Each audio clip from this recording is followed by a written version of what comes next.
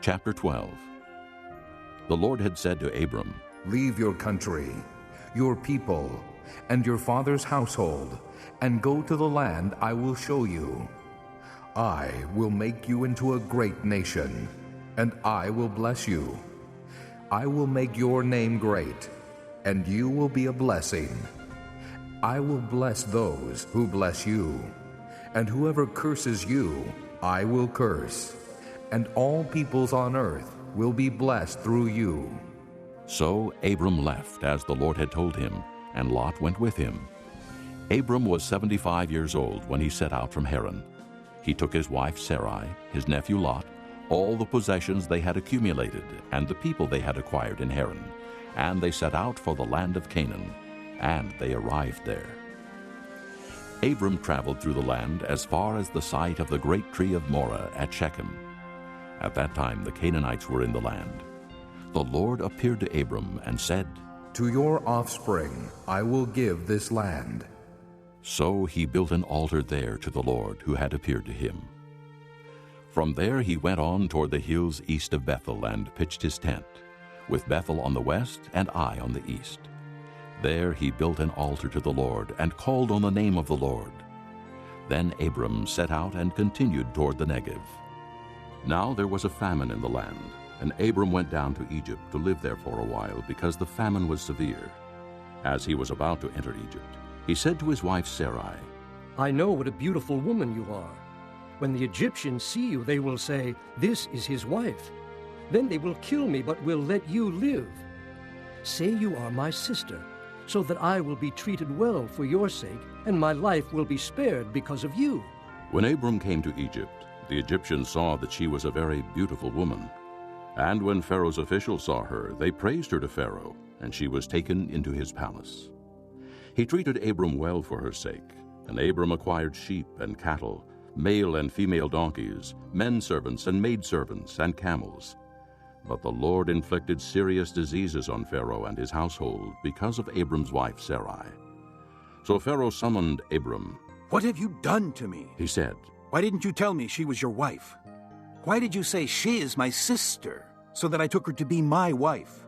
Now then, here is your wife. Take her and go. Then Pharaoh gave orders about Abram to his men, and they sent him on his way with his wife and everything he had. Chapter 13. So Abram went up from Egypt to the Negev with his wife and everything he had, and Lot went with him.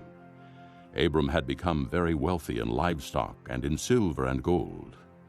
From the Negev he went from place to place until he came to Bethel, to the place between Bethel and Ai, where his tent had been earlier, and where he had first built an altar. There Abram called on the name of the Lord. Now Lot, who was moving about with Abram, also had flocks and herds and tents. But the land could not support them while they stayed together, for their possessions were so great that they were not able to stay together. And quarreling arose between Abram's herdsmen and the herdsmen of Lot. The Canaanites and Perizzites were also living in the land at that time. So Abram said to Lot, Let's not have any quarreling between you and me, or between your herdsmen and mine, for we are brothers. Is not the whole land before you? Let's part company. If you go to the left, I'll go to the right. If you go to the right, I'll go to the left. Lot looked up and saw that the whole plain of the Jordan was well watered, like the garden of the Lord, like the land of Egypt toward Zoar. This was before the Lord destroyed Sodom and Gomorrah. So Lot chose for himself the whole plain of the Jordan and set out toward the east. The two men parted company. Abram lived in the land of Canaan, while Lot lived among the cities of the plain and pitched his tents near Sodom. Now the men of Sodom were wicked and were sinning greatly against the Lord. The Lord said to Abram after Lot had parted from him, Lift up your eyes from where you are, and look north and south, east and west. All the land that you see, I will give to you and your offspring forever. I will make your offspring like the dust of the earth, so that if anyone could count the dust, then your offspring could be counted. Go, walk through the length and breadth of the land, for I am giving it to you. So Abram moved his tents and went to live near the great trees of Mamre at Hebron, where he built an altar to the Lord. Chapter 14. At this time, Amraphel, king of Shinar, Arioch, king of Elasar, Chedorlaomer, king of Elam, and Tidal, king of Goyim, went to war against Bera, king of Sodom, Birsha, king of Gomorrah, Shinab, king of Admah, Shemeber, king of Zeboim, and the king of Bela, that is Zoar. All these latter kings joined forces in the valley of Siddim, the Salt Sea. For 12 years they had been subject to Chedorlaomer, but in the 13th year they rebelled. In the 14th year, Chedorlaomer and the kings allied with him went out and defeated the Rephaites in Ashtaroth-Karnaim, the Zuzites in Ham, the Emites in Sheba-Kiriathaim, and the Horites in the hill country of Seir, as far as El-Perun near the desert. Then they turned back and went to En-Mishpat, that is Kadesh, and they conquered the whole territory of the Amalekites, as well as the Amorites, who were living in Hazazon-Tamar. Then the king of Sodom, the king of Gomorrah, the king of Admah, the king of Zeboim, and the king of Bela, that is Zoar, marched out and drew up their battle lines in the valley of Siddim against Chedorlaomer, king of Elam, Tidal, king of Goyim, Amraphel, king of Shinar, and Arioch, king of Elasar, 4 kings against 5. Now the valley of Siddim was full of tar pits, and when the kings of Sodom and Gomorrah fled, some of the men fell into them, and the rest fled to the hills. The 4 kings seized all the goods of Sodom and Gomorrah and all their food. Then they went away. They also carried off Abram's nephew Lot and his possessions, since he was living in Sodom. One who had escaped came and reported this to Abram the Hebrew. Now Abram was living near the great trees of Mamre the Amorite, a brother of Eshcol and Aner, all of whom were allied with Abram. When Abram heard that his relative had been taken captive, he called out the 318 trained men born in his household, and went in pursuit as far as Dan. During the night, Abram divided his men to attack them, and he routed them, pursuing them as far as Hobah, north of Damascus. He recovered all the goods and brought back his relative Lot and his possessions, together with the women and the other people. After Abram returned from defeating Chedorlaomer and the kings allied with him, the king of Sodom came out to meet him in the valley of Sheva, that is, the king's valley. Then Melchizedek, king of Salem, brought out bread and wine. He was priest of God Most High, and he blessed Abram, saying, Blessed be Abram by God Most High, creator of heaven and earth. And blessed be God Most High, who delivered your enemies into your hand. Then Abram gave him 1/10 of everything. The king of Sodom said to Abram, Give me the people, and keep the goods for yourself. But Abram said to the king of Sodom, I have raised my hand to the Lord, God Most High, creator of heaven and earth, and have taken an oath that I will accept nothing belonging to you, not even a thread or the thong of a sandal, so that you will never be able to say, I made Abram rich. I will accept nothing but what my men have eaten, and the share that belongs to the men who went with me, to Aner, Eshcol, and Mamre. Let them have their share. Chapter 15. After this, the word of the Lord came to Abram in a vision. Do not be afraid, Abram. I am your shield, your very great reward. But Abram said, O sovereign Lord, what can you give me since I remain childless, and the one who will inherit my estate is Eliezer of Damascus? And Abram said, You have given me no children, so a servant in my household will be my heir. Then the word of the Lord came to him. This man will not be your heir, but a son coming from your own body will be your heir. He took him outside and said, Look up at the heavens and count the stars, if indeed you can count them. Then he said to him, So shall your offspring be. Abram believed the Lord, and he credited it to him as righteousness. He also said to him, I am the Lord, who brought you out of Ur of the Chaldeans, to give you this land to take possession of it. But Abram said, O sovereign Lord, how can I know that I will gain possession of it? So the Lord said to him, Bring me a heifer, a goat, and a ram, each 3 years old, along with a dove and a young pigeon. Abram brought all these to him, cut them in two, and arranged the halves opposite each other. The birds, however, he did not cut in half. Then birds of prey came down on the carcasses, but Abram drove them away. As the sun was setting, Abram fell into a deep sleep, and a thick and dreadful darkness came over him. Then the Lord said to him, Know for certain that your descendants will be strangers in a country not their own, and they will be enslaved and mistreated 400 years. But I will punish the nation they serve as slaves, and afterward they will come out with great possessions. You, however, will go to your fathers in peace and be buried at a good old age. In the 4th generation, your descendants will come back here, for the sin of the Amorites has not yet reached its full measure. When the sun had set and darkness had fallen, a smoking firepot with a blazing torch appeared and passed between the pieces. On that day, the Lord made a covenant with Abram and said, To your descendants I give this land from the river of Egypt to the great river the Euphrates, the land of the Kenites, Kenizzites, Cadmonites, Hittites, Perizzites, Rephaites, Amorites, Canaanites, Girgashites, and Jebusites. Chapter 16. Now Sarai, Abram's wife, had borne him no children, but she had an Egyptian maidservant named Hagar. So she said to Abram, The Lord has kept me from having children. Go, sleep with my maidservant. Perhaps I can build a family through her. Abram agreed to what Sarai said. So after Abram had been living in Canaan 10 years, Sarai his wife took her Egyptian maidservant Hagar and gave her to her husband to be his wife. He slept with Hagar, and she conceived. When she knew she was pregnant, she began to despise her mistress. Then Sarai said to Abram, You are responsible for the wrong I am suffering. I put my servant in your arms, and now that she knows she is pregnant, she despises me. May the Lord judge between you and me. Your servant is in your hands. Abram said, Do with her whatever you think best. Then Sarai mistreated Hagar, so she fled from her. The angel of the Lord found Hagar near a spring in the desert. It was the spring that is beside the road to Shur. And he said, Hagar, servant of Sarai, where have you come from, and where are you going? I'm running away from my mistress Sarai. She answered.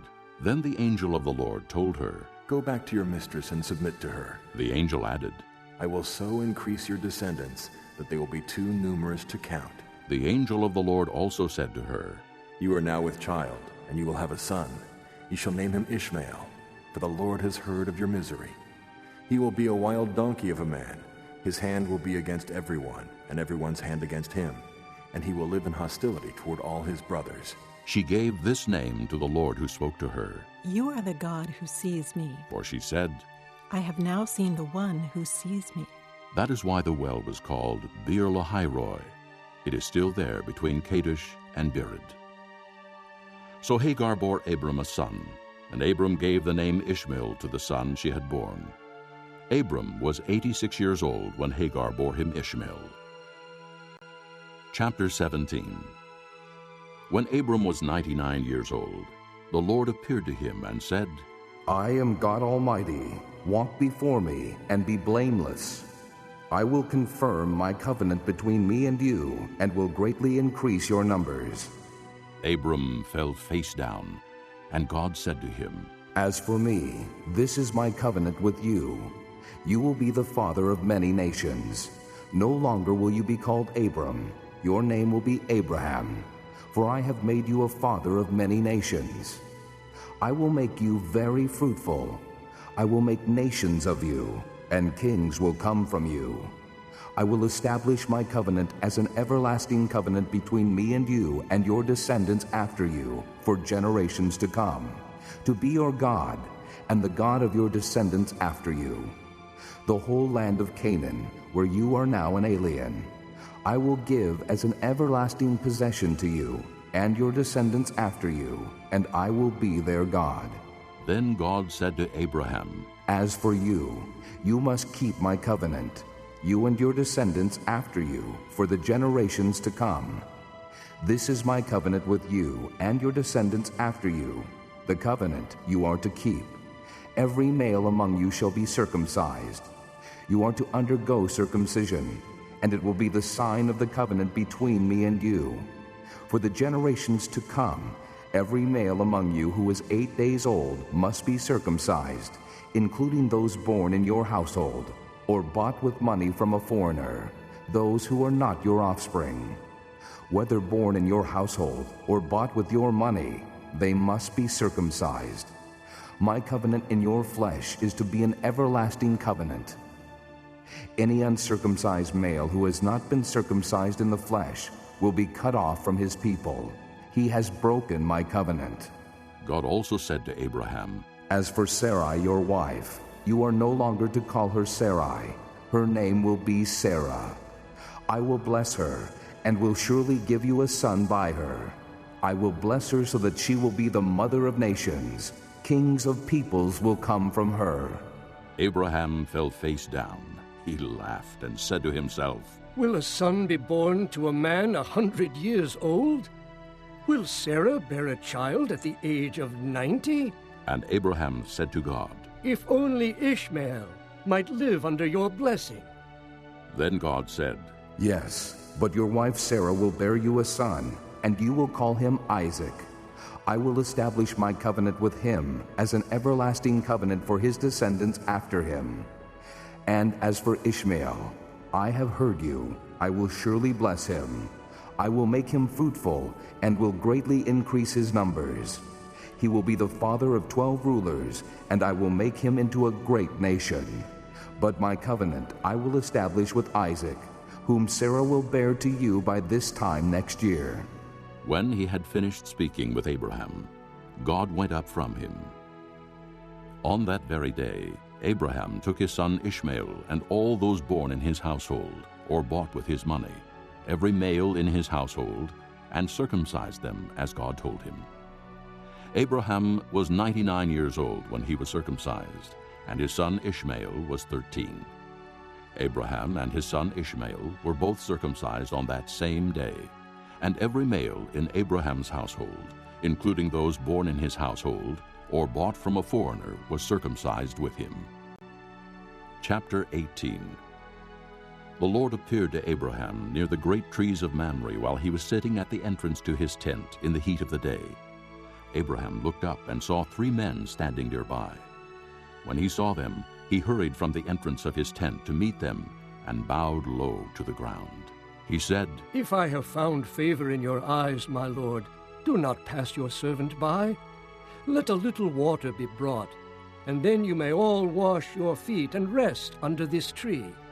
Let me get you something to eat, so you can be refreshed, and then go on your way, now that you have come to your servant. Very well, they answered. do as you say. So Abraham hurried into the tent to Sarah. Quick, He said, get 3 seahs of fine flour and knead it and bake some bread. Then he ran to the herd and selected a choice tender calf and gave it to a servant who hurried to prepare it.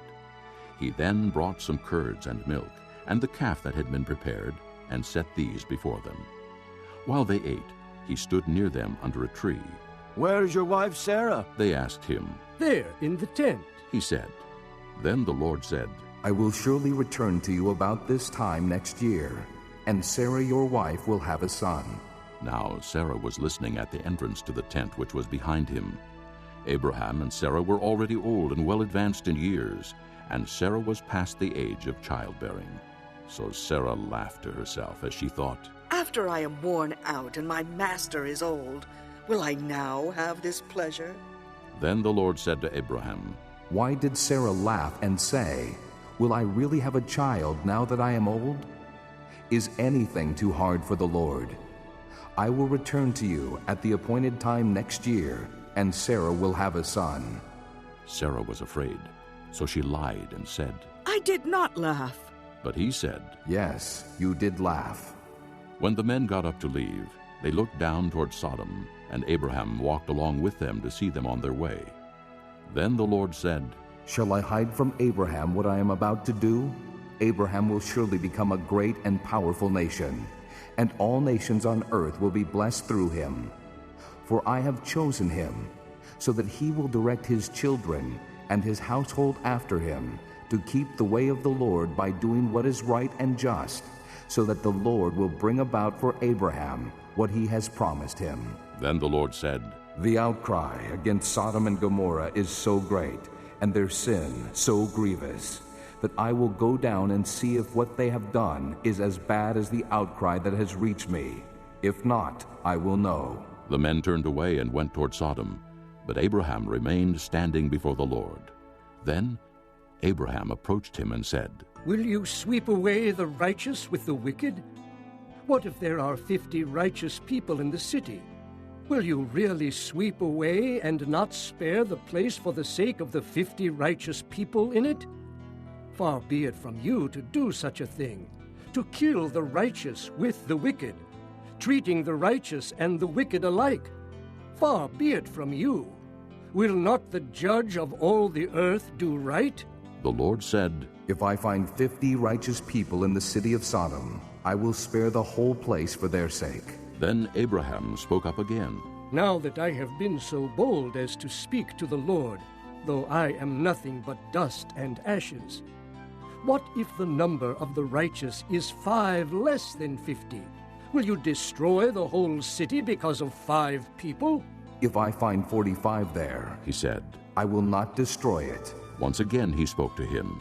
What if only 40 are found there? He said. For the sake of 40, I will not do it. Then he said, May the Lord not be angry, but let me speak. What if only 30 can be found there? He answered, I will not do it if I find 30 there. Abraham said, Now that I have been so bold as to speak to the Lord, what if only 20 can be found there? He said, For the sake of 20, I will not destroy it. Then he said, May the Lord not be angry, but let me speak just once more.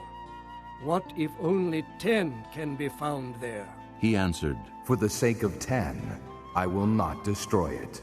When the Lord had finished speaking with Abraham, he left, and Abraham returned home. Chapter 19. The 2 angels arrived at Sodom in the evening, and Lot was sitting in the gateway of the city. When he saw them, he got up to meet them and bowed down with his face to the ground. My lords, He said, please, turn aside to your servant's house.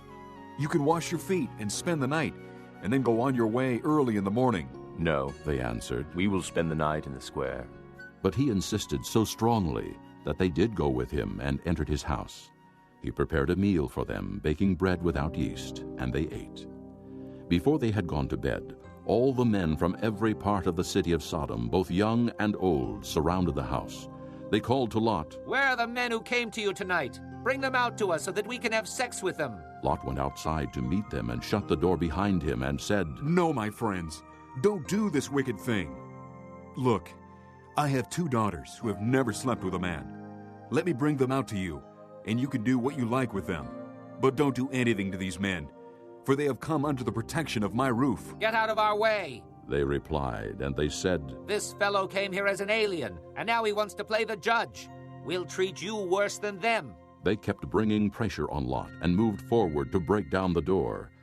But the men inside reached out and pulled Lot back into the house and shut the door. Then they struck the men who were at the door of the house, young and old, with blindness, so that they could not find the door. The 2 men said to Lot, Do you have anyone else here? Sons-in-law, sons or daughters, or anyone else in this city who belongs to you? Get them out of here, because we are going to destroy this place. The outcry to the Lord against its people is so great that he has sent us to destroy it. So Lot went out and spoke to his sons-in-law, who were pledged to marry his daughters. He said, Hurry and get out of this place, because the Lord is about to destroy the city. But his sons-in-law thought he was joking. With the coming of dawn, the angels urged Lot, saying, Hurry, take your wife and your 2 daughters who are here, or you will be swept away when the city is punished. When he hesitated, the men grasped his hand and the hands of his wife and of his 2 daughters and led them safely out of the city, for the Lord was merciful to them. As soon as they had brought them out, one of them said, Flee for your lives. Don't look back, and don't stop anywhere in the plain. Flee to the mountains, or you will be swept away. But Lot said to them, No, my lords, please. Your servant has found favor in your eyes, and you have shown great kindness to me in sparing my life. But I can't flee to the mountains. This disaster will overtake me, and I'll die. Look, here is a town near enough to run to, and it is small. Let me flee to it. It is very small, isn't it? Then my life will be spared." He said to him, "Very well. I will grant this request too. I will not overthrow the town you speak of, but flee there quickly, because I cannot do anything until you reach it." That is why the town was called Zoar. By the time Lot reached Zoar, the sun had risen over the land. Then the Lord rained down burning sulfur on Sodom and Gomorrah, from the Lord out of the heavens. Thus he overthrew those cities and the entire plain, including all those living in the cities, and also the vegetation in the land. But Lot's wife looked back, and she became a pillar of salt. Early the next morning, Abraham got up and returned to the place where he had stood before the Lord. He looked down toward Sodom and Gomorrah, toward all the land of the plain, and he saw dense smoke rising from the land, like smoke from a furnace. So when God destroyed the cities of the plain, he remembered Abraham, and he brought Lot out of the catastrophe that overthrew the cities where Lot had lived. Lot and his 2 daughters left Zoar and settled in the mountains, for he was afraid to stay in Zoar. He and his 2 daughters lived in a cave. One day the older daughter said to the younger, "Our father is old, and there is no man around here to lie with us, as is the custom all over the earth. Let's get our father to drink wine, and then lie with him, and preserve our family line through our father." That night they got their father to drink wine, and the older daughter went in and lay with him. He was not aware of it when she lay down or when she got up. The next day the older daughter said to the younger, "Last night I lay with my father. Let's get him to drink wine again tonight, and you go in and lie with him, so we can preserve our family line through our father." So they got their father to drink wine that night also, and the younger daughter went and lay with him. Again, he was not aware of it when she lay down or when she got up. So both of Lot's daughters became pregnant by their father. The older daughter had a son, and she named him Moab. He is the father of the Moabites of today. The younger daughter also had a son, and she named him Ben-Ammi. He is the father of the Ammonites of today.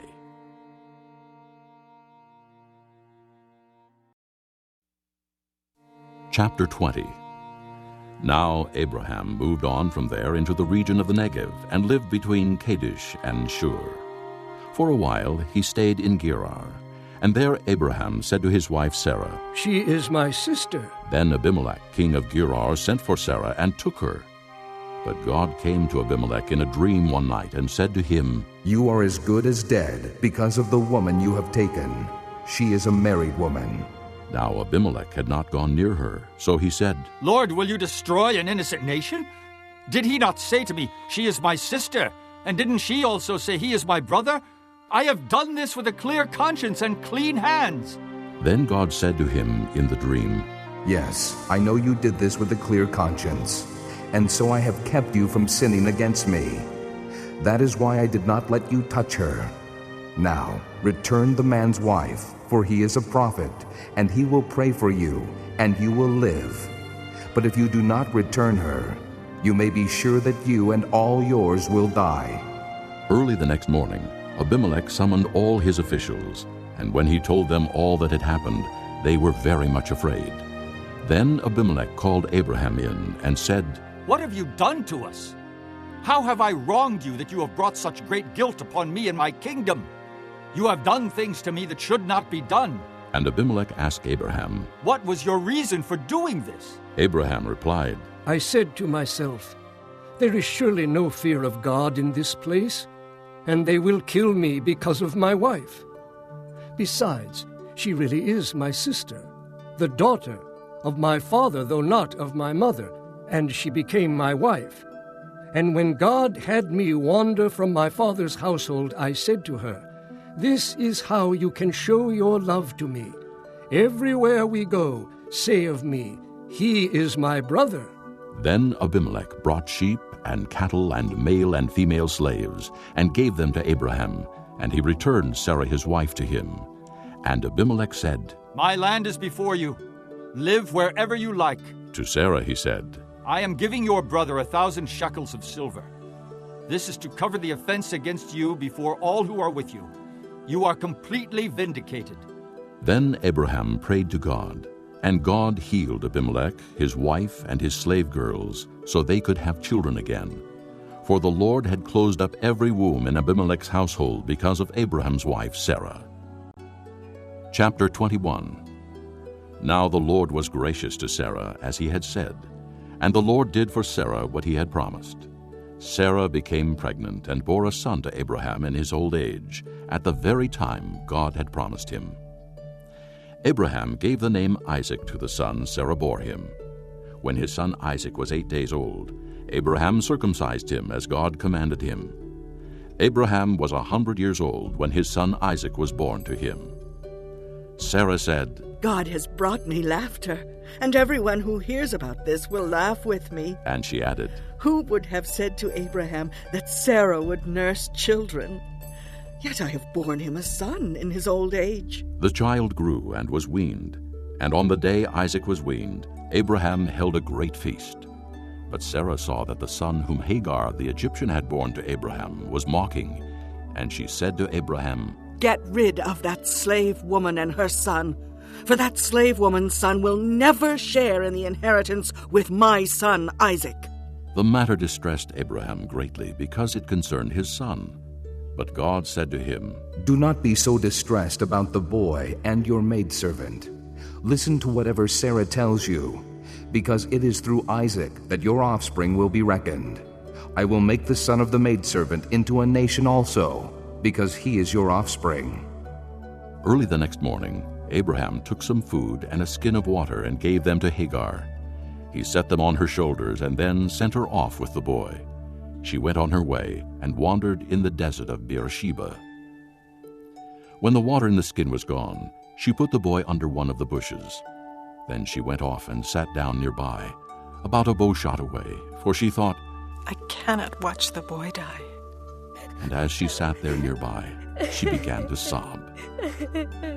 God heard the boy crying, and the angel of God called to Hagar from heaven and said to her, What is the matter, Hagar? Do not be afraid. God has heard the boy crying as he lies there. Lift the boy up and take him by the hand, for I will make him into a great nation. Then God opened her eyes, and she saw a well of water. So she went and filled the skin with water and gave the boy a drink. God was with the boy as he grew up. He lived in the desert and became an archer. While he was living in the desert of Paran, his mother got a wife for him from Egypt.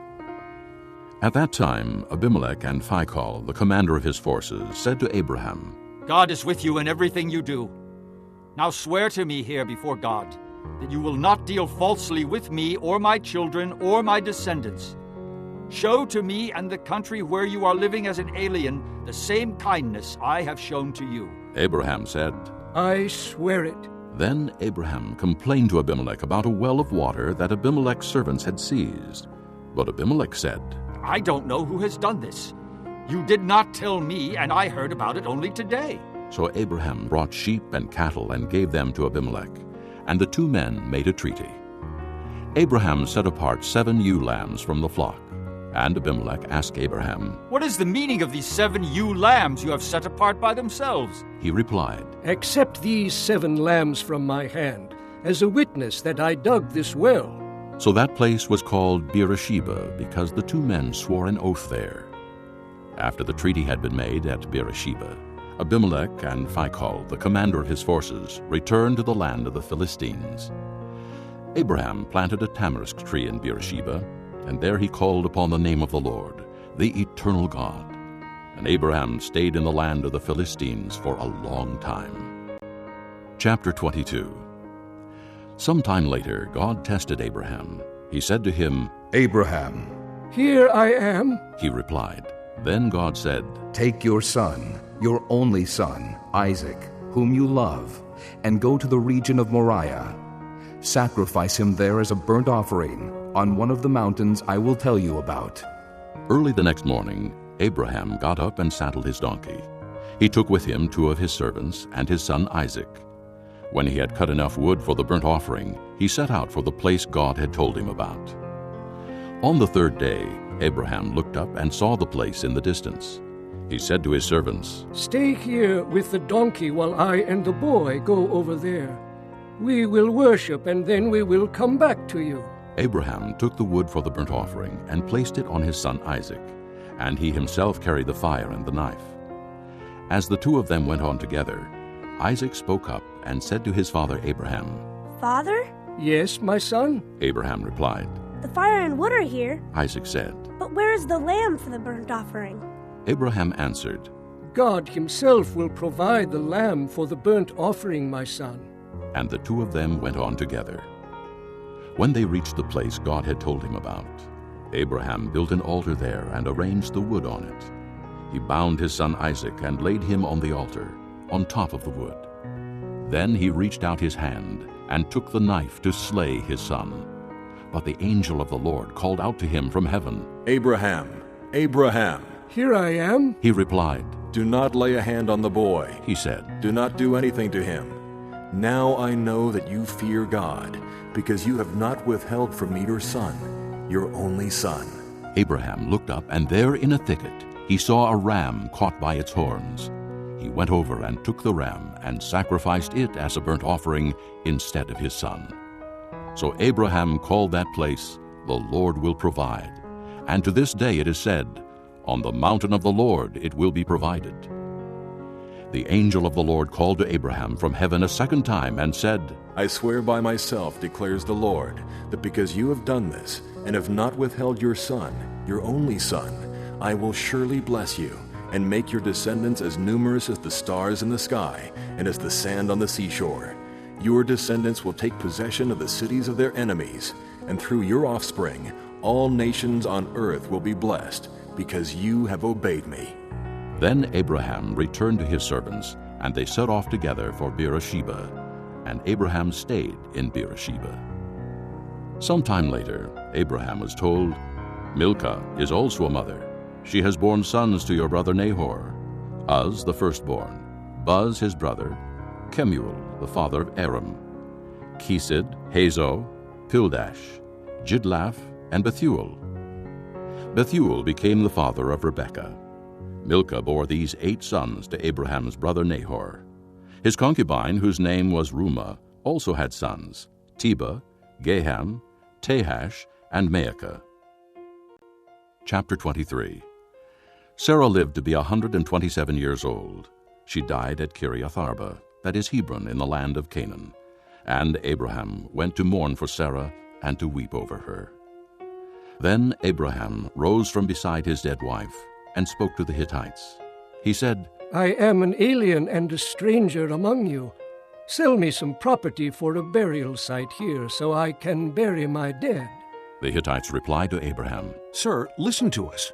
You are a mighty prince among us. Bury your dead in the choicest of our tombs. None of us will refuse you his tomb for burying your dead." Then Abraham rose and bowed down before the people of the land, the Hittites. He said to them, "If you are willing to let me bury my dead, then listen to me and intercede with Ephron, son of Zohar, on my behalf. So he will sell me the cave of Machpelah, which belongs to him and is at the end of his field. Ask him to sell it to me for the full price as a burial site among you." Ephron the Hittite was sitting among his people, and he replied to Abraham in the hearing of all the Hittites who had come to the gate of his city. "No, my lord," he said. "Listen to me. I give you the field, and I give you the cave that is in it. I give it to you in the presence of my people. Bury your dead."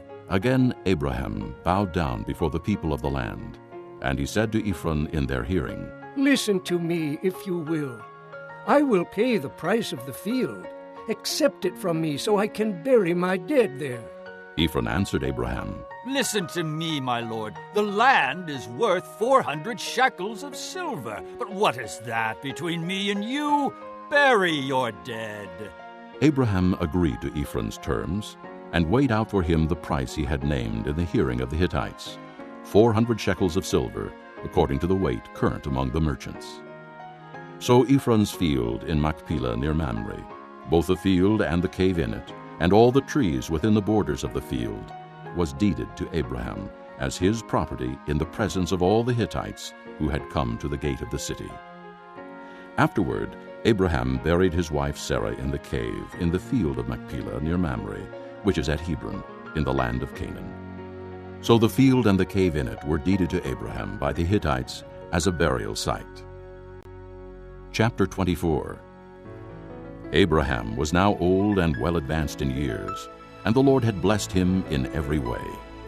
He said to the chief servant in his household, the one in charge of all that he had, "Put your hand under my thigh. I want you to swear by the Lord, the God of heaven and the God of earth, that you will not get a wife for my son from the daughters of the Canaanites, among whom I am living, but will go to my country and my own relatives and get a wife for my son Isaac." The servant asked him, "What if the woman is unwilling to come back with me to this land? Shall I then take your son back to the country you came from?" "Make sure that you do not take my son back there," Abraham said. "The Lord, the God of heaven, who brought me out of my father's household and my native land, and who spoke to me and promised me on oath, saying, 'To your offspring I will give this land.' He will send his angel before you so that you can get a wife for my son from there. If the woman is unwilling to come back with you, then you will be released from this oath of mine. Only do not take my son back there." So the servant put his hand under the thigh of his master Abraham, and swore an oath to him concerning this matter. Then the servant took 10 of his master's camels and left, taking with him all kinds of good things from his master. He set out for Aram-naharaim and made his way to the town of Nahor. He had the camels kneel down near the well outside the town. It was toward evening, the time the women go out to draw water. Then he prayed, "O Lord, God of my master Abraham, give me success today, and show kindness to my master Abraham. See, I am standing beside the spring, and the daughters of the townspeople are coming out to draw water. May it be that when I say to a girl, 'Please let down your jar that I may have a drink,' and she says, 'Drink, and I'll water your camels too,' let her be the one you have chosen for your servant Isaac. By this I will know that you have shown kindness to my master." Before he had finished praying, Rebekah came out with her jar on her shoulder. She was the daughter of Bethuel, son of Milcah, who was the wife of Abraham's brother Nahor. The girl was very beautiful, a virgin. No man had ever lain with her. She went down to the spring, filled her jar, and came up again. The servant hurried to meet her and said, "Please give me a little water from your jar." "Drink, my lord," she said, and quickly lowered the jar to her hands and gave him a drink. After she had given him a drink, she said, "I'll draw water for your camels too, until they have finished drinking." So she quickly emptied her jar into the trough, ran back to the well to draw more water, and drew enough for all his camels. Without saying a word, the man watched her closely to learn whether or not the Lord had made his journey successful. When the camels had finished drinking, the man took out a gold nose ring weighing a beka and 2 gold bracelets weighing 10 shekels. Then he asked, "Whose daughter are you? Please tell me, is there room in your father's house for us to spend the night?" She answered him, "I am the daughter of Bethuel, the son that Milcah bore to Nahor." And she added, "We have plenty of straw and fodder, as well as room for you to spend the night." Then the man bowed down and worshipped the Lord, saying, "Praise be to the Lord, the God of my master Abraham, who has not abandoned his kindness and faithfulness to my master. As for me, the Lord has led me on the journey to the house of my master's relatives." The girl ran and told her mother's household about these things. Now Rebekah had a brother named Laban, and he hurried out to the man at the spring. As soon as he had seen the nose ring and the bracelets on his sister's arms, and had heard Rebekah tell what the man said to her, he went out to the man and found him standing by the camels near the spring. "Come, you who are blessed by the Lord," he said. "Why are you standing out here? I have prepared the house and a place for the camels." So the man went to the house, and the camels were unloaded. Straw and fodder were brought for the camels, and water for him and his men to wash their feet. Then food was set before him. But he said, "I will not eat until I have told you what I have to say." "Then tell us," Laban said. So he said, "I am Abraham's servant. The Lord has blessed my master abundantly, and he has become wealthy. He has given him sheep and cattle, silver and gold, men servants and maidservants, and camels and donkeys.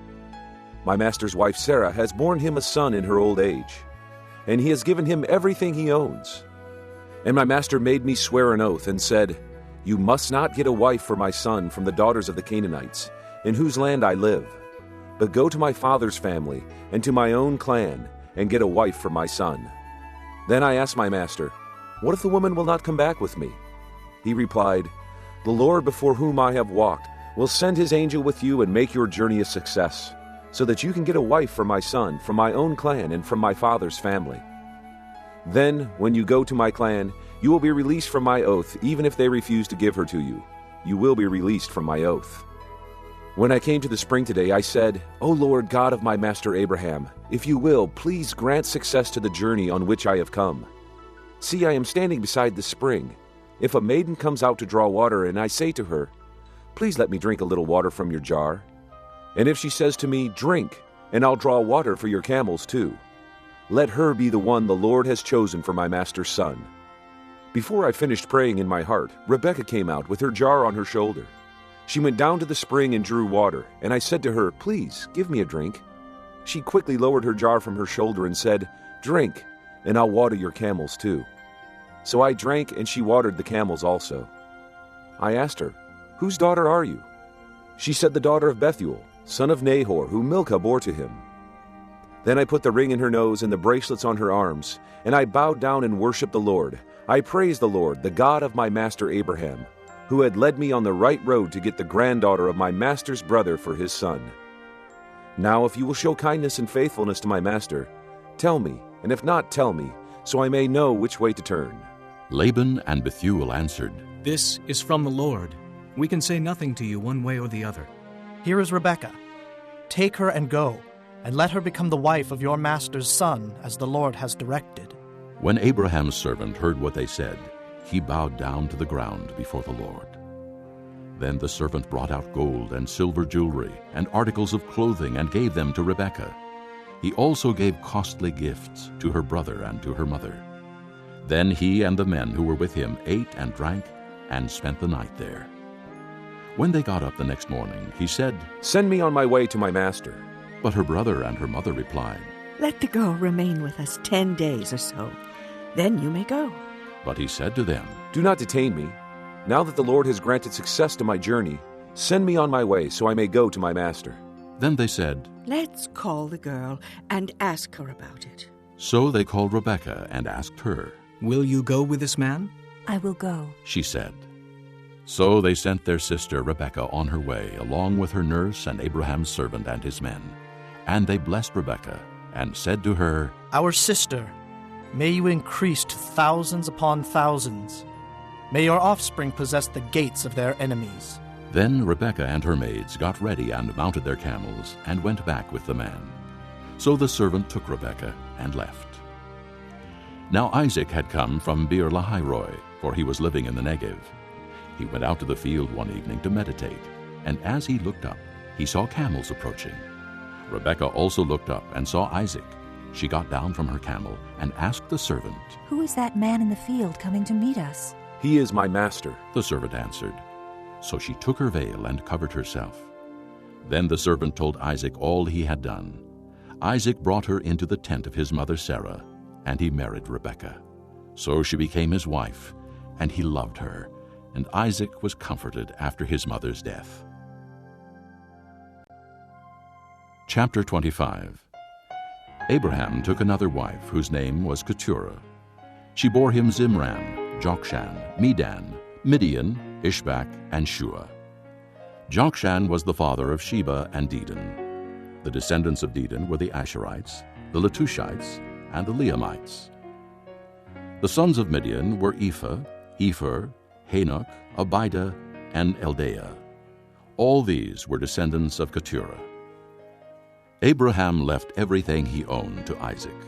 But while he was still living, he gave gifts to the sons of his concubines and sent them away from his son Isaac to the land of the east. Altogether, Abraham lived 175 years. Then Abraham breathed his last and died at a good old age, an old man and full of years, and he was gathered to his people. His sons, Isaac and Ishmael, buried him in the cave of Machpelah near Mamre, in the field of Ephron, son of Zohar the Hittite, the field Abraham had bought from the Hittites. There Abraham was buried with his wife Sarah. After Abraham's death, God blessed his son Isaac, who then lived near Beer-lahai-roi. This is the account of Abraham's son Ishmael, whom Sarah's maidservant Hagar the Egyptian bore to Abraham. These are the names of the sons of Ishmael, listed in the order of their birth: Nebaioth, the firstborn of Ishmael; Kedar, Adbeel, Mibsam, Mishma, Duma, Massa, Hadad, Tema, Jetur, Naphish, and Kedemah. These were the sons of Ishmael, and these are the names of the 12 tribal rulers according to their settlements and camps. Altogether, Ishmael lived 137 years. He breathed his last and died, and he was gathered to his people. His descendants settled in the area from Havilah to Shur, near the border of Egypt, as you go toward Asher, and they lived in hostility toward all their brothers. This is the account of Abraham's son Isaac. Abraham became the father of Isaac, and Isaac was 40 years old when he married Rebekah, daughter of Bethuel the Aramean, from Paddan Aram, the sister of Laban the Aramean. Isaac prayed to the Lord on behalf of his wife, because she was barren. The Lord answered his prayer, and his wife Rebekah became pregnant. The babies jostled each other within her, and she said, "Why is this happening to me?" So she went to inquire of the Lord. The Lord said to her, 2 nations are in your womb, and 2 peoples from within you will be separated. 1 people will be stronger than the other, and the older will serve the younger. When the time came for her to give birth, there were twin boys in her womb. The first to come out was red, and his whole body was like a hairy garment. So they named him Esau. After this, his brother came out with his hand grasping Esau's heel. So he was named Jacob. Isaac was 60 years old when Rebekah gave birth to them. The boys grew up, and Esau became a skillful hunter, a man of the open country, while Jacob was a quiet man, staying among the tents. Isaac, who had a taste for wild game, loved Esau, but Rebekah loved Jacob. Once when Jacob was cooking some stew, Esau came in from the open country, famished. He said to Jacob, "Quick, let me have some of that red stew. I'm famished." That is why he was also called Edom. Jacob replied, "First, sell me your birthright." "Look, I am about to die," Esau said. "What good is the birthright to me?" But Jacob said, "Swear to me first." So he swore an oath to him, selling his birthright to Jacob. Then Jacob gave Esau some bread and some lentil stew. He ate and drank, and then got up and left. So Esau despised his birthright. Chapter 26. Now there was a famine in the land, besides the earlier famine of Abraham's time. And Isaac went to Abimelech, king of the Philistines, in Gerar. The Lord appeared to Isaac and said, "Do not go down to Egypt. Live in the land where I tell you to live. Stay in this land for a while, and I will be with you and will bless you. For to you and your descendants I will give all these lands, and will confirm the oath I swore to your father Abraham. I will make your descendants as numerous as the stars in the sky, and will give them all these lands. And through your offspring all nations on earth will be blessed, because Abraham obeyed me and kept my requirements, my commands, my decrees, and my laws." So Isaac stayed in Gerar. When the men of that place asked him about his wife, he said, "She is my sister," because he was afraid to say, "She is my wife." He thought, "The men of this place might kill me on account of Rebekah, because she is beautiful."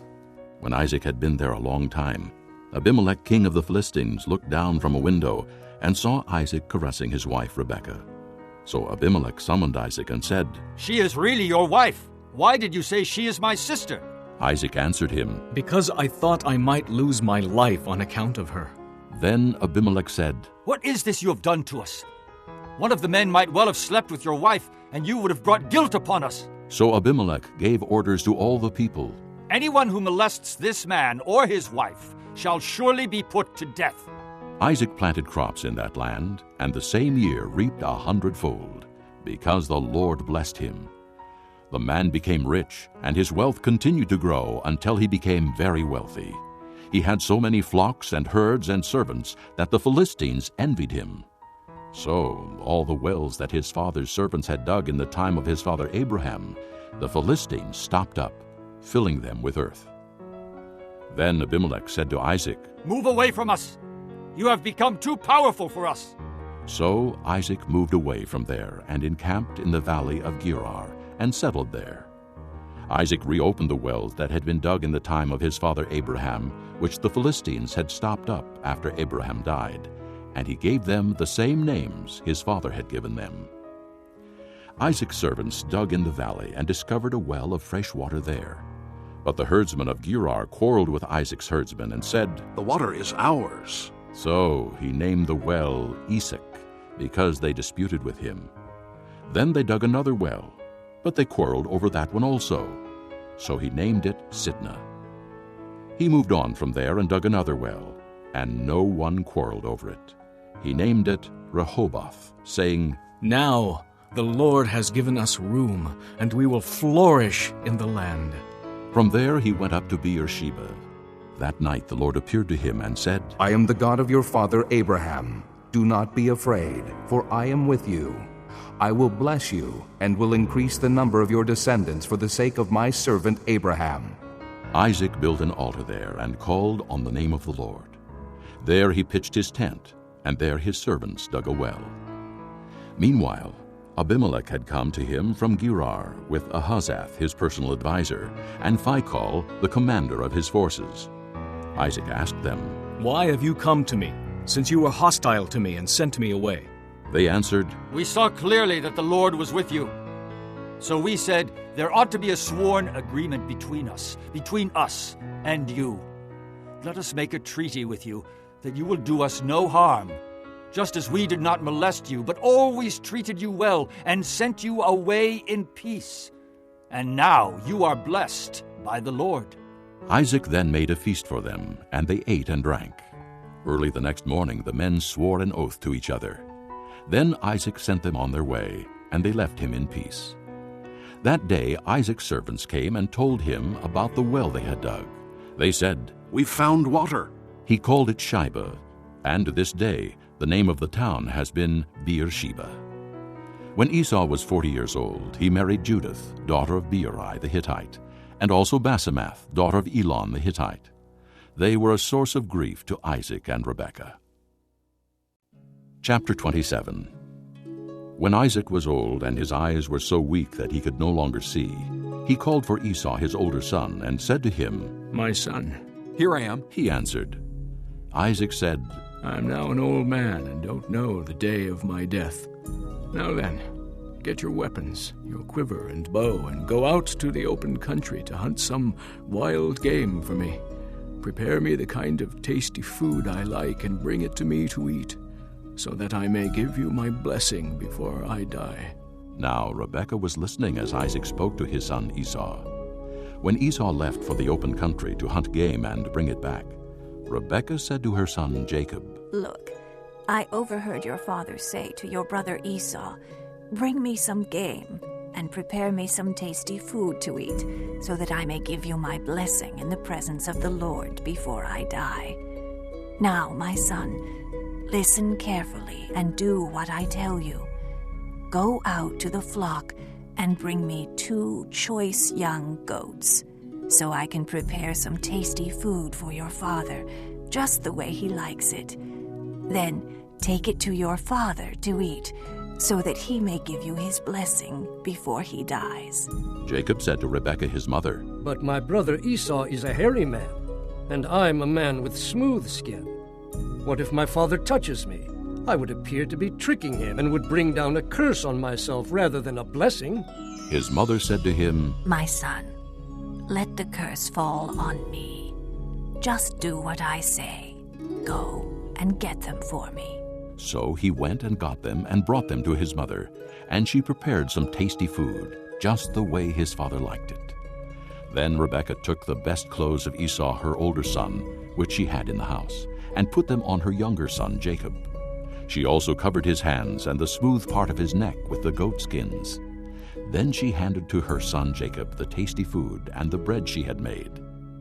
He went to his father and said, "My father." "Yes, my son," he answered. "Who is it?" Jacob said to his father, "I am Esau, your firstborn. I have done as you told me. Please sit up and eat some of my game so that you may give me your blessing." Isaac asked his son, "How did you find it so quickly, my son?" "The Lord your God gave me success," he replied. Then Isaac said to Jacob, "Come near so I can touch you, my son, to know whether you really are my son Esau or not." Jacob went close to his father Isaac, who touched him and said, "The voice is the voice of Jacob, but the hands are the hands of Esau." He did not recognize him, for his hands were hairy like those of his brother Esau.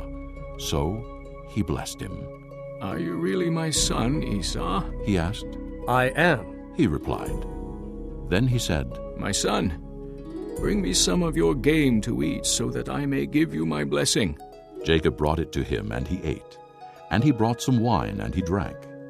Then his father Isaac said to him, "Come here, my son, and kiss me." So he went to him and kissed him. When Isaac caught the smell of his clothes, he blessed him and said, "Ah, the smell of my son is like the smell of a field that the Lord has blessed. May God give you of heaven's dew and of earth's richness, an abundance of grain and new wine. May nations serve you and peoples bow down to you. Be Lord over your brothers, and may the sons of your mother bow down to you. May those who curse you be cursed, and those who bless you be blessed." After Isaac finished blessing him, and Jacob had scarcely left his father's presence, his brother Esau came in from hunting. He too prepared some tasty food and brought it to his father. Then he said to him, "My father, sit up and eat some of my game, so that you may give me your blessing." His father Isaac asked him, "Who are you?" "I am your son," he answered, "your firstborn, Esau." Isaac trembled violently and said, "Who was it then that hunted game and brought it to me? I ate it just before you came, and I blessed him, and indeed he will be blessed." When Esau heard his father's words, he burst out with a loud and bitter cry and said to his father, "Bless me! Me too, my father!" But he said, "Your brother came deceitfully and took your blessing." Esau said, "Isn't he rightly named Jacob? He has deceived me these 2 times. He took my birthright, and now he's taken my blessing." Then he asked, "Haven't you reserved any blessing for me?" Isaac answered Esau, "I have made him lord over you, and have made all his relatives his servants, and I have sustained him with grain and new wine. So what can I possibly do for you, my son?" Esau said to his father, "Do you have only one blessing, my father? Bless me too, my father." Then Esau wept aloud. His father Isaac answered him, "Your dwelling will be away from the earth's richness, away from the dew of heaven above. You will live by the sword, and you will serve your brother. But when you grow restless, you will throw his yoke from off your neck." Esau held a grudge against Jacob because of the blessing his father had given him. He said to himself, "The days of mourning for my father are near. Then I will kill my brother Jacob." When Rebekah was told what her older son Esau had said, she sent for her younger son Jacob and said to him, "Your brother Esau is consoling himself with the thought of killing you. Now then, my son, do what I say. Flee at once to my brother Laban in Haran. Stay with him for a while until your brother's fury subsides. When your brother is no longer angry with you and forgets what you did to him, I'll send word for you to come back from there. Why should I lose both of you in one day?"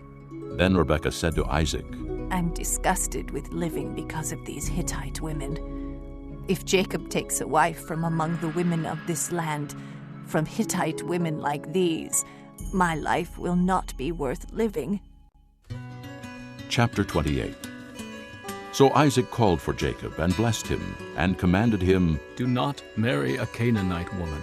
Go at once to Paddan Aram, to the house of your mother's father Bethuel. Take a wife for yourself there from among the daughters of Laban, your mother's brother. May God Almighty bless you and make you fruitful and increase your numbers until you become a community of peoples. May he give you and your descendants the blessing given to Abraham, so that you may take possession of the land where you now live as an alien, the land God gave to Abraham." Then Isaac sent Jacob on his way, and he went to Paddan Aram, to Laban, son of Bethuel the Aramean, the brother of Rebekah, who was the mother of Jacob and Esau. Now Esau learned that Isaac had blessed Jacob, and had sent him to Paddan Aram to take a wife from there, and that when he blessed him, he commanded him, "Do not marry a Canaanite woman." And that Jacob had obeyed his father and mother, and had gone to Paddan Aram. Esau then realized how displeasing the Canaanite women were to his father Isaac. So he went to Ishmael, and married Mahalath, the sister of Nebaioth, and daughter of Ishmael, son of Abraham, in addition to the wives he already had. Jacob left Beersheba and set out for Haran. When he reached a certain place, he stopped for the night because the sun had set. Taking one of the stones there, he put it under his head and lay down to sleep. He had a dream in which he saw a stairway resting on the earth, with its top reaching to heaven, and the angels of God were ascending and descending on it. There above it stood the Lord, and he said, "I am the Lord, the God of your father Abraham, and the God of Isaac. I will give you and your descendants the land on which you are lying. Your descendants will be like the dust of the earth, and you will spread out to the west and to the east, to the north and to the south.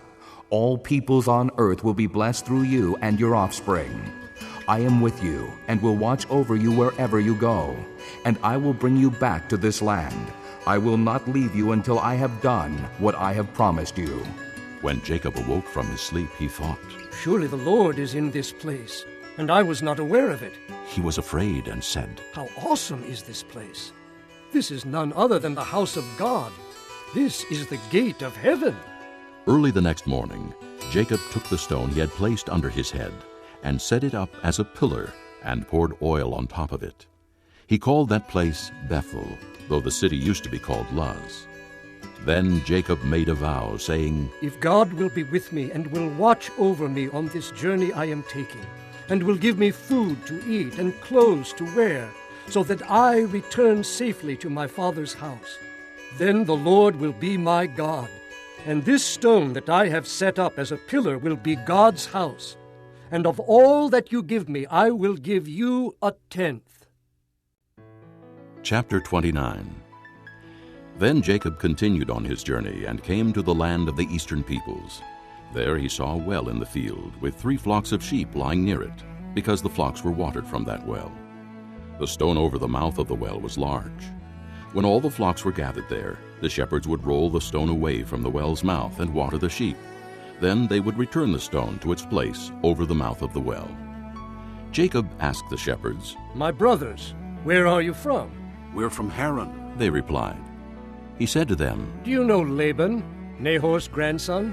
"Yes, we know him," they answered. Then Jacob asked them, "Is he well?" "Yes, he is," they said. "And here comes his daughter Rachel with the sheep." "Look," he said, "the sun is still high. It is not time for the flocks to be gathered. Water the sheep and take them back to pasture." "We can't," they replied, "until all the flocks are gathered and the stone has been rolled away from the mouth of the well.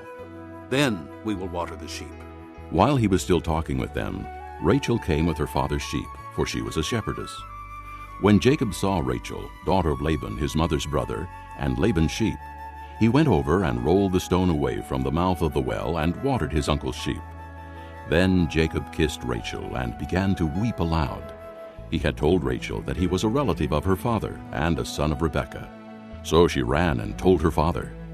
As soon as Laban heard the news about Jacob, his sister's son, he hurried to meet him. He embraced him and kissed him and brought him to his home. And there Jacob told him all these things. Then Laban said to him, "You are my own flesh and blood." After Jacob had stayed with him for a whole month, Laban said to him, "Just because you are a relative of mine, should you work for me for nothing? Tell me what your wages should be." Now Laban had 2 daughters. The name of the older was Leah, and the name of the younger was Rachel. Leah had weak eyes, but Rachel was lovely in form and beautiful. Jacob was in love with Rachel and said, I'll work for you 7 years in return for your younger daughter Rachel. Laban said, It's better that I give her to you than to some other man. Stay here with me. So Jacob served 7 years to get Rachel, but they seemed like only a few days to him because of his love for her. Then Jacob said to Laban, Give me my wife. My time is completed, and I want to lie with her. So Laban brought together all the people of the place and gave a feast. But when evening came, he took his daughter Leah and gave her to Jacob, and Jacob lay with her. And Laban gave his servant girl Zilpah to his daughter as her maidservant. When morning came, there was Leah. So Jacob said to Laban, What is this you have done to me? I served you for Rachel, didn't I? Why have you deceived me? Laban replied, It is not our custom here to give the younger daughter in marriage before the older one. Finish this daughter's bridal week. Then we will give you the younger one also, in return for another 7 years of work. And Jacob did so. He finished the week with Leah, and then Laban gave him his daughter Rachel to be his wife. Laban gave his servant girl Bilhah to his daughter Rachel as her maidservant. Jacob lay with Rachel also, and he loved Rachel more than Leah, and he worked for Laban another 7 years. When the Lord saw that Leah was not loved, he opened her womb, but Rachel was barren. Leah became pregnant and gave birth to a son. She named him Reuben, for she said, It is because the Lord has seen my misery. Surely my husband will love me now. She conceived again, and when she gave birth to a son, she said, Because the Lord heard that I am not loved, he gave me this one too. So she named him Simeon. Again she conceived, and when she gave birth to a son, she said, Now at last my husband will become attached to me, because I have borne him 3 sons. So he was named Levi. She conceived again, and when she gave birth to a son, she said, This time I will praise the Lord. So she named him Judah. Then she stopped having children. Chapter 30. When Rachel saw that she was not bearing Jacob any children, she became jealous of her sister. So she said to Jacob, Give me children, or I'll die. Jacob became angry with her and said, Am I in the place of God, who has kept you from having children? Then she said, Here is Bilhah, my maidservant. Sleep with her so that she can bear children for me, and that through her I too can build a family. So she gave him her servant Bilhah as a wife. Jacob slept with her, and she became pregnant and bore him a son. Then Rachel said, God has vindicated me. He has listened to my plea and given me a son. Because of this, she named him Dan. Rachel's servant Bilhah conceived again and bore Jacob a second son. Then Rachel said, I have had a great struggle with my sister, and I have won. So she named him Naphtali. When Leah saw that she had stopped having children, she took her maidservant Zilpah and gave her to Jacob as a wife. Leah's servant Zilpah bore Jacob a son. Then Leah said, What good fortune! So she named him Gad. Leah's servant Zilpah bore Jacob a second son. Then Leah said, How happy I am! The women will call me happy. So she named him Asher. During wheat harvest, Reuben went out into the fields and found some mandrake plants, which he brought to his mother Leah. Rachel said to Leah, Please give me some of your son's mandrakes. But she said to her, Wasn't it enough you took away my husband? Will you take my son's mandrakes too? Very well, Rachel said. He can sleep with you tonight in return for your son's mandrakes. So when Jacob came in from the fields that evening, Leah went out to meet him. You must sleep with me, She said. I have hired you with my son's mandrakes. So he slept with her that night. God listened to Leah, and she became pregnant and bore Jacob a 5th son. Then Leah said, God has rewarded me for giving my maidservant to my husband. So she named him Issachar. Leah conceived again and bore Jacob a 6th son. Then Leah said, God has presented me with a precious gift. This time my husband will treat me with honor, because I have borne him 6 sons. So she named him Zebulun.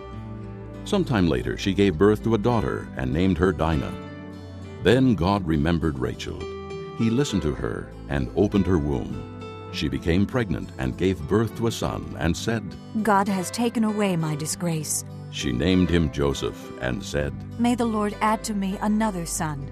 After Rachel gave birth to Joseph, Jacob said to Laban, Send me on my way so I can go back to my own homeland. Give me my wives and children for whom I have served you, and I will be on my way. You know how much work I've done for you. But Laban said to him, If I have found favor in your eyes, please stay. I have learned by divination that the Lord has blessed me because of you. He added, Name your wages, and I will pay them. Jacob said to him, You know how I have worked for you, and how your livestock has fared under my care. The little you had before I came has increased greatly, and the Lord has blessed you wherever I have been. But now, when may I do something for my own household? What shall I give you? He asked. Don't give me anything. Jacob replied, But if you will do this one thing for me, I will go on tending your flocks and watching over them. Let me go through all your flocks today, and remove from them every speckled or spotted sheep, every dark-colored lamb, and every spotted or speckled goat. They will be my wages, and my honesty will testify for me in the future whenever you check on the wages you have paid me. Any goat in my possession that is not speckled or spotted, or any lamb that is not dark-colored, will be considered stolen. Agreed, said Laban. Let it be as you have said. That same day he removed all the male goats that were streaked or spotted, and all the speckled or spotted female goats, all that had white on them, and all the dark-colored lambs, and he placed them in the care of his sons. Then he put a 3-day journey between himself and Jacob, while Jacob continued to tend the rest of Laban's flocks. Jacob, however, took fresh-cut branches from poplar, almond, and plane trees, and made white stripes on them by peeling the bark and exposing the white inner wood of the branches. Then he placed the peeled branches in all the watering troughs, so that they would be directly in front of the flocks when they came to drink. When the flocks were in heat and came to drink, they mated in front of the branches, and they bore young that were streaked or speckled or spotted. Jacob set apart the young of the flock by themselves, but made the rest face the streaked and dark-colored animals that belonged to Laban. Thus he made separate flocks for himself, and did not put them with Laban's animals. Whenever the stronger females were in heat, Jacob would place the branches in the troughs in front of the animals, so they would mate near the branches. But if the animals were weak, he would not place them there. So the weak animals went to Laban, and the strong ones to Jacob. In this way the man grew exceedingly prosperous, and came to own large flocks, and maidservants, and men-servants, and camels, and donkeys. Chapter 31. Jacob heard that Laban's sons were saying, Jacob has taken everything our father owned and has gained all this wealth from what belonged to our father. And Jacob noticed that Laban's attitude toward him was not what it had been. Then the Lord said to Jacob, Go back to the land of your fathers, and to your relatives, and I will be with you. So Jacob sent word to Rachel and Leah to come out to the fields where his flocks were. He said to them, I see that your father's attitude towards me is not what it was before, but the God of my father has been with me. You know that I've worked for your father with all my strength, yet your father has cheated me by changing my wages 10 times. However, God has not allowed him to harm me. If he said, The speckled ones will be your wages, then all the flocks gave birth to speckled young. And if he said, The streaked ones will be your wages, then all the flocks bore streaked young. So God has taken away your father's livestock and has given them to me. In breeding season I once had a dream in which I looked up and saw that the male goats mating with the flock were streaked, speckled, or spotted. The angel of God said to me in a dream, Jacob.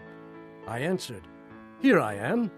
And he said, Look up and see that all the male goats mating with the flock are streaked, speckled, or spotted. For I have seen all that Laban has been doing to you. I am the God of Bethel, where you anointed a pillar and where you made a vow to me. Now leave this land at once and go back to your native land. Then Rachel and Leah replied, Do we still have any share in the inheritance of our father's estate?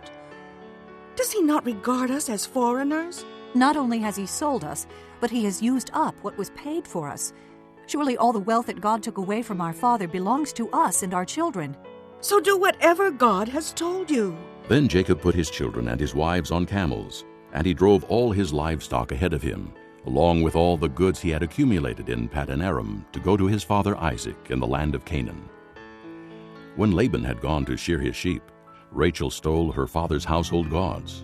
Moreover, Jacob deceived Laban the Aramean by not telling him he was running away.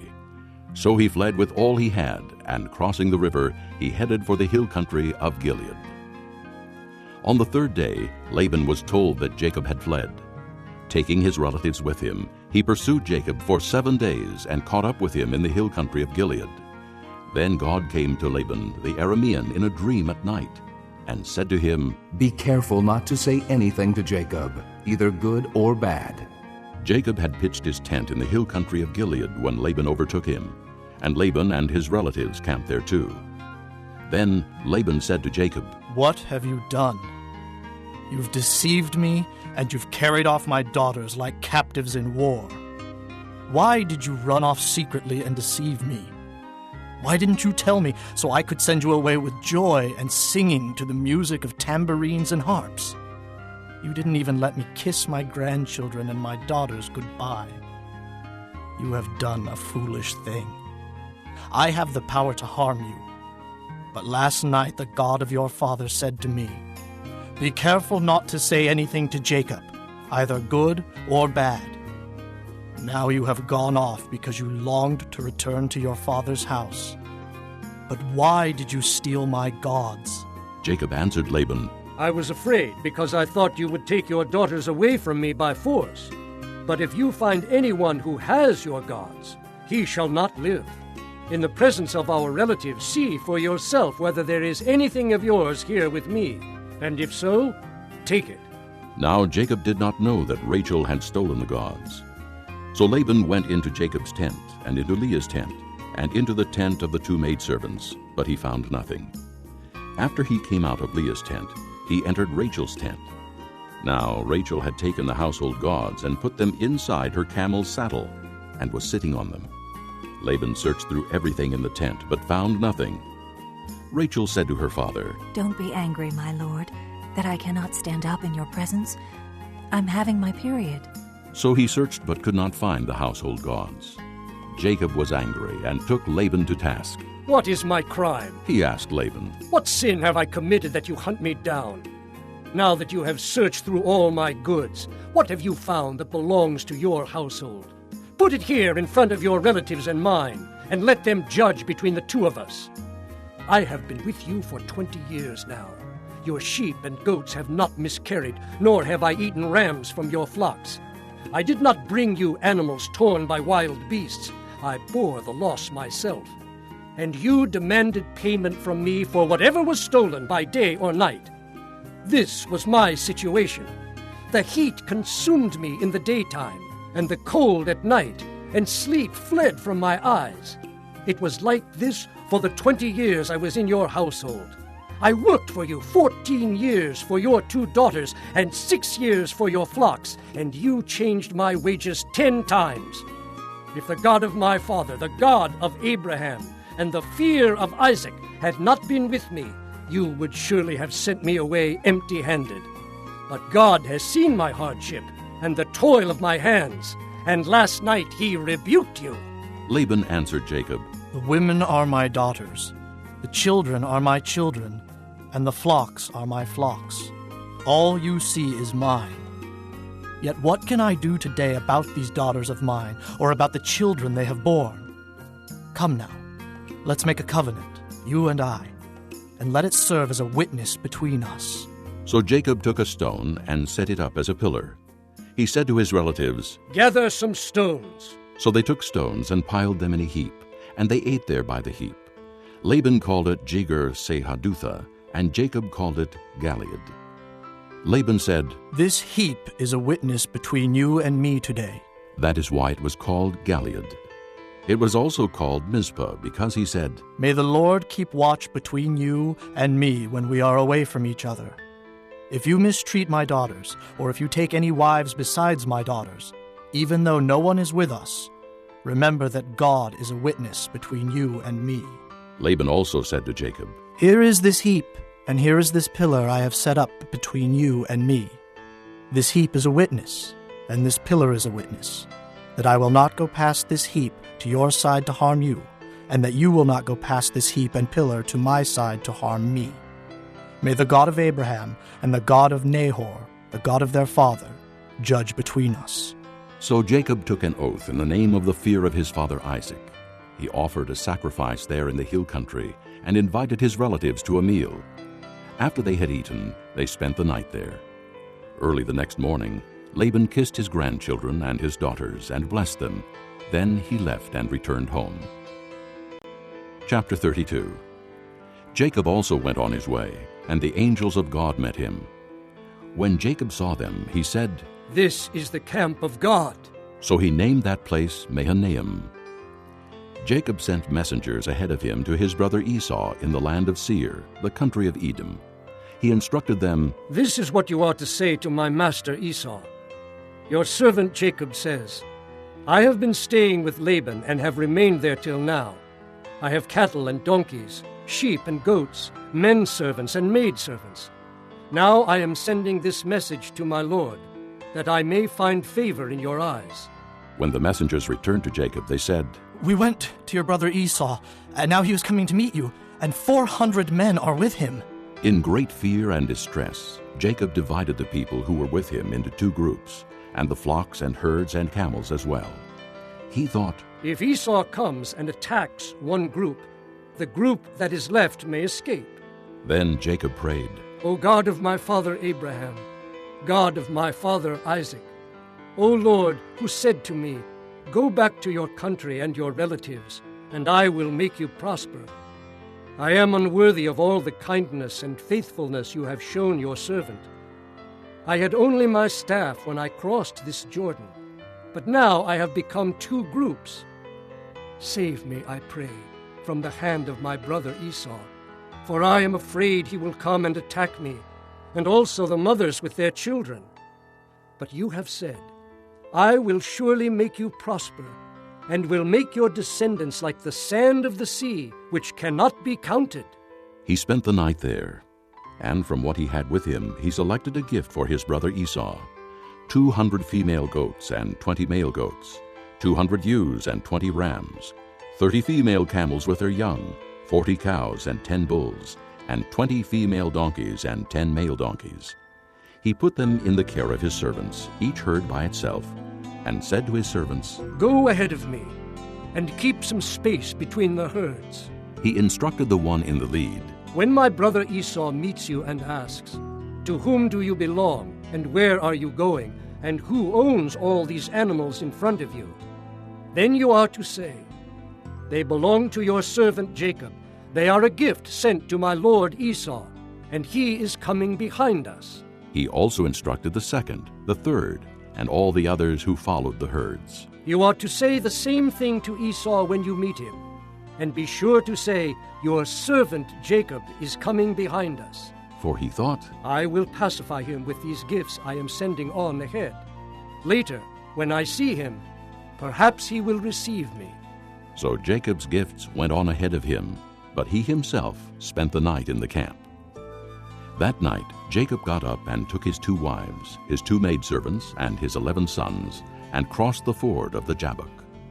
After he had sent them across the stream, he sent over all his possessions. So Jacob was left alone, and a man wrestled with him till daybreak. When the man saw that he could not overpower him, he touched the socket of Jacob's hip, so that his hip was wrenched as he wrestled with the man. Then the man said, "Let me go, for it is daybreak."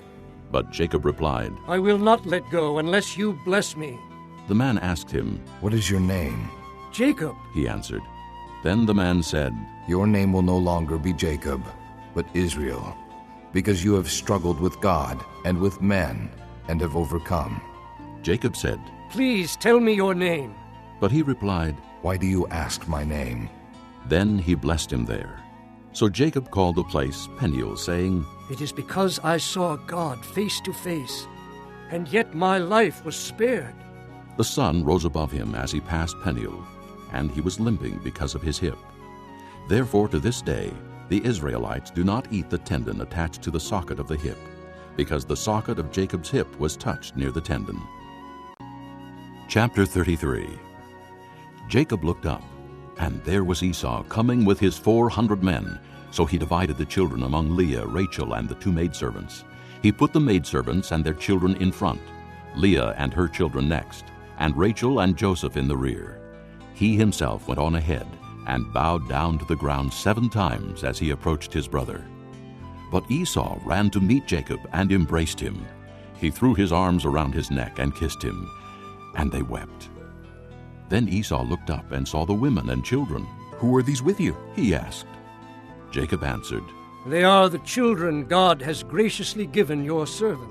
Then the maidservants and their children approached and bowed down. Next Leah and her children came and bowed down. Last of all came Joseph and Rachel, and they too bowed down. Esau asked, "What do you mean by all these droves I met?" "To find favor in your eyes, my lord," he said. But Esau said, "I already have plenty, my brother. Keep what you have for yourself." "No, please," said Jacob. "If I have found favor in your eyes, accept this gift from me. For to see your face is like seeing the face of God. Now that you have received me favorably, please accept the present that was brought to you. For God has been gracious to me, and I have all I need." And because Jacob insisted, Esau accepted it. Then Esau said, "Let us be on our way. I'll accompany you." But Jacob said to him, "My lord knows that the children are tender, and that I must care for the ewes and cows that are nursing their young. If they are driven hard just one day, all the animals will die. So let my lord go on ahead of his servant, while I move along slowly at the pace of the droves before me and that of the children, until I come to my lord in Seir." Esau said, "Then let me leave some of my men with you." "But why do that?" Jacob asked. "Just let me find favor in the eyes of my lord." So that day Esau started on his way back to Seir. Jacob, however, went to Succoth, where he built a place for himself and made shelters for his livestock. That is why the place is called Succoth. After Jacob came from Paddan-aram, he arrived safely at the city of Shechem in Canaan, and camped within sight of the city. For 100 pieces of silver he bought from the sons of Hamor, the father of Shechem, the plot of ground where he pitched his tent. There he set up an altar and called it El Elohe Israel. Chapter 34.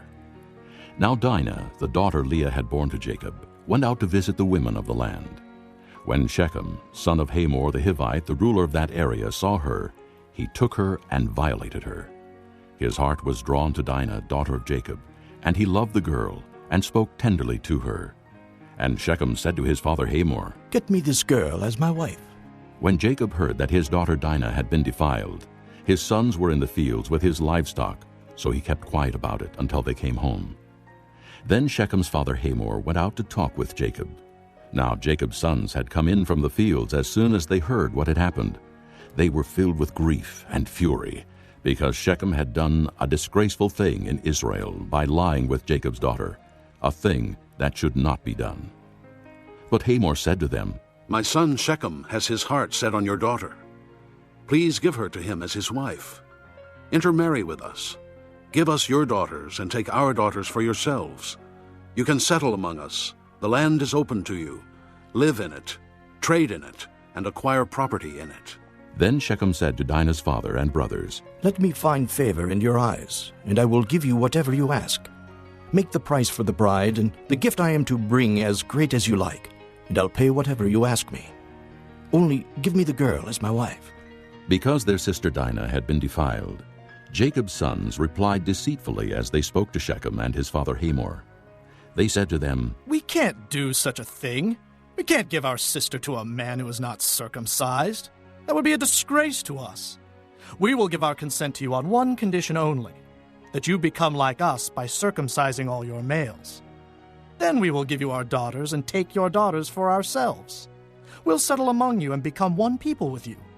But if you will not agree to be circumcised, we'll take our sister and go." Their proposal seemed good to Hamor and his son Shechem. The young man, who was the most honored of all his father's household, lost no time in doing what they said, because he was delighted with Jacob's daughter. So Hamor and his son Shechem went to the gate of their city to speak to their fellow townsmen. "These men are friendly toward us," they said. "Let them live in our land and trade in it. The land has plenty of room for them. We can marry their daughters and they can marry ours. But the men will consent to live with us as one people only on the condition that our males be circumcised as they themselves are. Won't their livestock, their property, and all their other animals become ours? So let us give our consent to them, and they will settle among us." All the men who went out of the city gate agreed with Hamor and his son Shechem, and every male in the city was circumcised. 3 days later, while all of them were still in pain, 2 of Jacob's sons, Simeon and Levi, Dinah's brothers, took their swords and attacked the unsuspecting city, killing every male. They put Hamor and his son Shechem to the sword, and took Dinah from Shechem's house and left. The sons of Jacob came upon the dead bodies and looted the city where their sister had been defiled. They seized their flocks and herds and donkeys and everything else of theirs in the city and out in the fields. They carried off all their wealth and all their women and children, taking as plunder everything in the houses. Then Jacob said to Simeon and Levi, "You have brought trouble on me by making me a stench to the Canaanites and the Perizzites, the people living in this land. We are few in number, and if they join forces against me and attack me, I and my household will be destroyed." But they replied, "Should he have treated our sister like a prostitute?"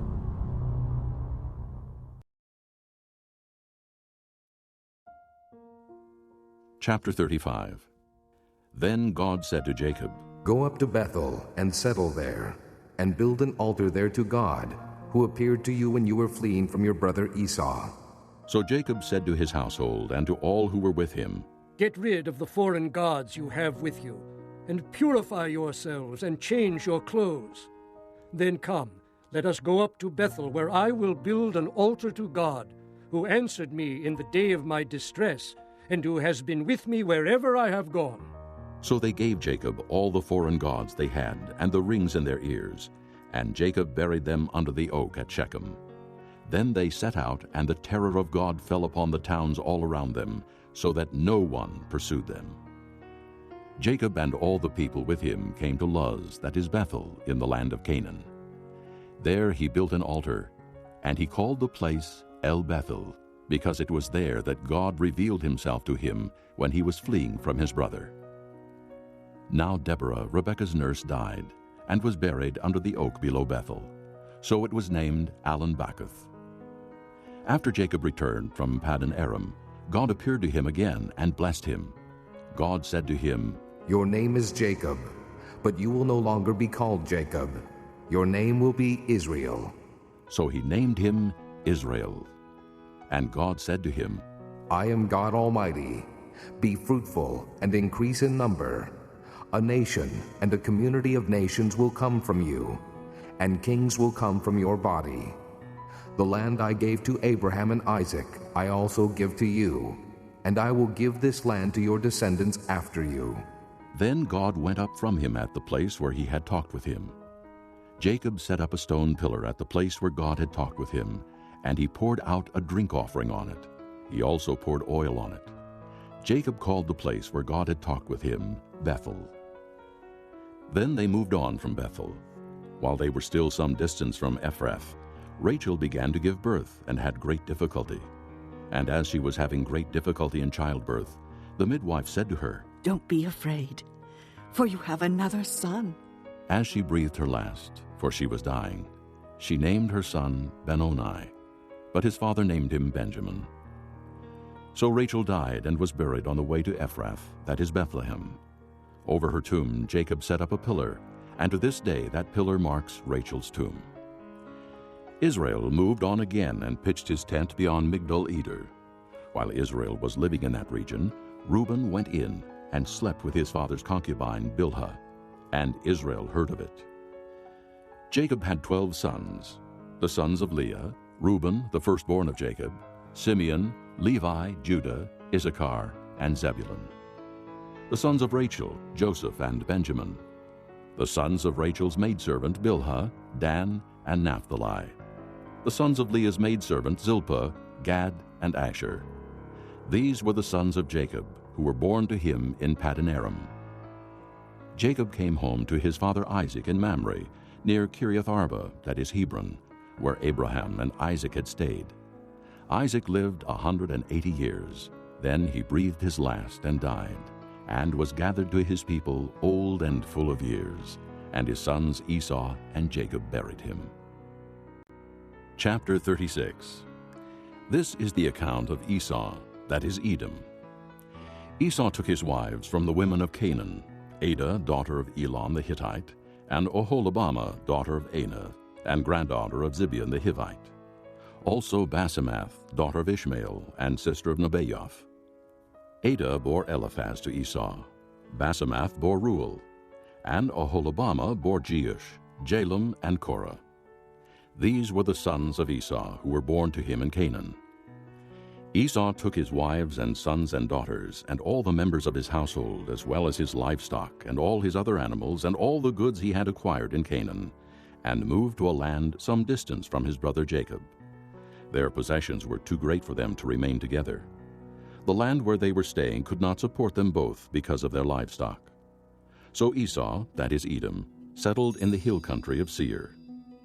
This is the account of Esau, the father of the Edomites in the hill country of Seir. These are the names of Esau's sons: Eliphaz, the son of Esau's wife Adah, and Reuel, the son of Esau's wife Basemath. The sons of Eliphaz: Teman, Omar, Zepho, Gatam, and Kenaz. Esau's son Eliphaz also had a concubine named Timnah, who bore him Amalek. These were grandsons of Esau's wife Adah. The sons of Reuel: Nahath, Zerah, Shammah, and Mizah. These were grandsons of Esau's wife Basemath. The sons of Esau's wife Oholibamah, daughter of Anah and granddaughter of Zibeon, whom she bore to Esau: Jeush, Jalem, and Korah. These were the chiefs among Esau's descendants, the sons of Eliphaz, the firstborn of Esau: chiefs Teman, Omar, Zepho, Kenaz, Korah, Gatam, and Amalek. These were the chiefs descended from Eliphaz in Edom. They were grandsons of Adah. The sons of Esau's son Reuel: chiefs Nahath, Zerah, Shammah, and Mizah. These were the chiefs descended from Reuel in Edom. They were grandsons of Esau's wife Basemath.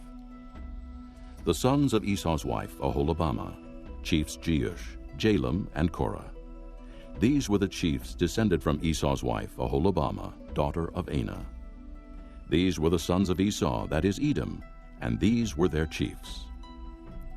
These were the sons of Seir the Horite, who were living in the region: Lotan, Shobal, Zibeon, Anah, Dishon, Ezer, and Dishan. These sons of Seir in Edom were Horite chiefs. The sons of Lotan: Hori and Homam. Timnah was Lotan's sister. The sons of Shobal: Alvan, Manahath, Ebal, Shepho, and Onam. The sons of Zibeon: Aya and Anah. This is the Anah who discovered the hot springs in the desert while he was grazing the donkeys of his father Zibeon.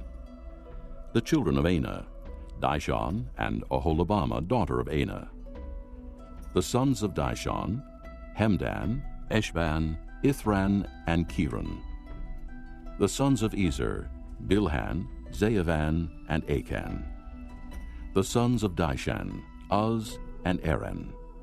These were the Horite chiefs: Lotan, Shobal, Zibeon, Anah, Dishon, Ezer, and Dishan.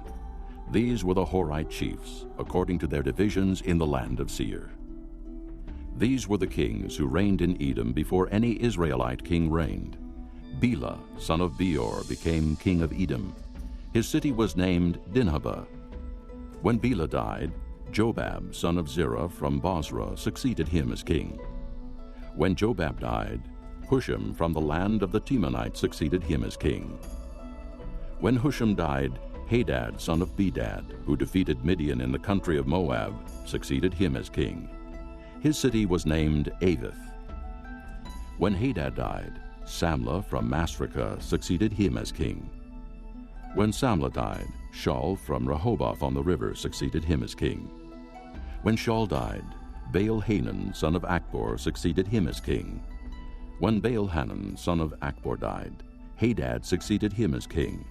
His city was named Pau, and his wife's name was Mehetabel, daughter of Matred, the daughter of Mezahab.